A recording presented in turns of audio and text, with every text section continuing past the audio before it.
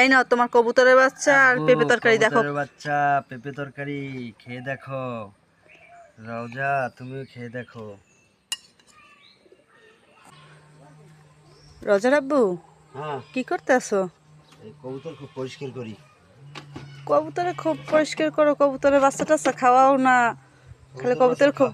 কবুতর বাচ্চা খাওয়াই না, মাসে যদি কমও খাও মিনিমাম 8-10টা বাচ্চা খাও প্রত্যেক মাসে। তা আজকে একটা দাও রান্না করার লইগে। আজকে রান্না করে দেখি আজকে এই একটা আছে বড়, আর আছে অন্য খুবই ছাও আছে 5-6 জোড়াই, কিন্তু ছাও ছোট। এটা কি দিয়ে রান্না করবো? এটা ওই গাছ দিয়ে পেঁপে পাড়িয়ে দেবো আর এই কবুতর বাচ্চা দিয়ে নাও। আচ্ছা ঠিক আছে।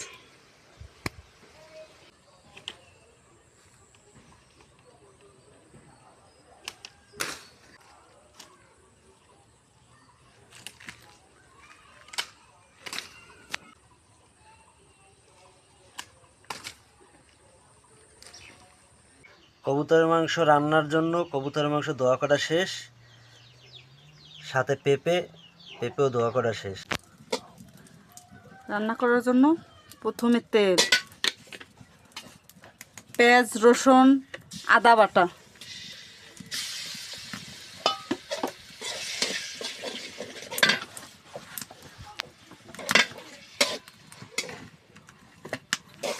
পেঁয়াজ রসুন ভালোভাবে কষানো হয়ে গেলে মশলা বাটা, পানি,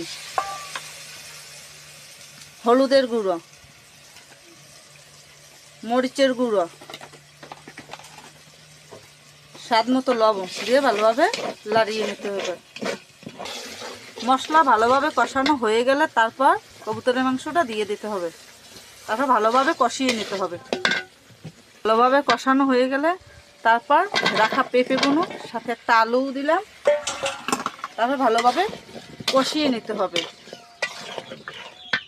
একটু ঝাল আর স্বাদ ঘেরান আসার জন্য একটু বোম্বাই মরিচ।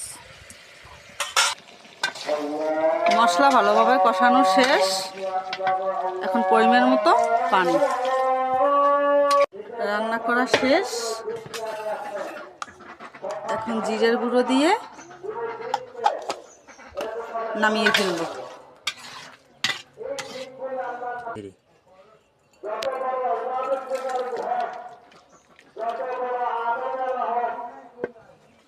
কালার আসছে, অনেক সুন্দর একটা কালার আসছে। এই নাও তোমার কবুতরের বাচ্চা আর পেঁপে তরকারি দেখো। কবুতরের বাচ্চা পেঁপে তরকারি খেয়ে দেখো। রওজা তুমিও খেয়ে দেখো। বিসমিল্লাহ। আব্বু, কবুতরের মাংস আর পেঁপে তরকারি কেমন হয়েছে? অনেক মজা। অনেক মজা। রওজা কেমন হয়েছে? অনেক মজা। আমি একটু খাই দিই। দর্শক, অরিজিনালি অনেক মজা হয়েছে। আপনার গাছের পেঁপে তরকারি, কবুতর নিজেই পালি, গাছের বোম্বাই মরিচ, অরিজিনালি সেই স্বাদ। সুস্থ থাকেন, ভালো থাকেন, দেখা হবে আগামী ভিডিওতে।